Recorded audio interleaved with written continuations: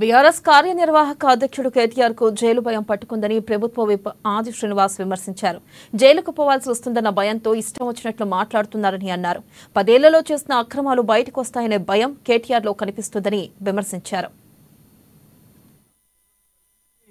ఈ రోజు చూస్తుంటే సిరిసిల్లలో తన పైన పోటీ చేసిన అన్ని పార్టీల అభ్యర్థుల్ని పార్టీలో చేర్చుకొని వారిని పక్కన పెట్టుకొని శుద్ధ పూస మాటలు మాట్లాడుతున్నటువంటి వైన చూస్తే ఈరోజు 9.5 సంవత్సరాలలో సుమారు 60 మంది ప్రతిపక్ష పార్టీ ఎమ్మెల్యేలను తీసుకున్నప్పుడు గాడిదలు గాయడానికి నువ్వు తీసుకున్నావని చెప్పిన మాట ఈ రోజు మేము గుర్తు చేస్తున్నాం. పార్టీ మారితే వ్యభిచారులు అంటుండే, మరి ఆనాడు మీ తండ్రి గారు ఇంతమంది ప్రతిపక్ష ఎమ్మెల్యేలను పార్టీ మార్పించి మంత్రులు కూడా చేస్తే ఏమనాలో నువ్వే చెప్పా మాట అంటున్నాం.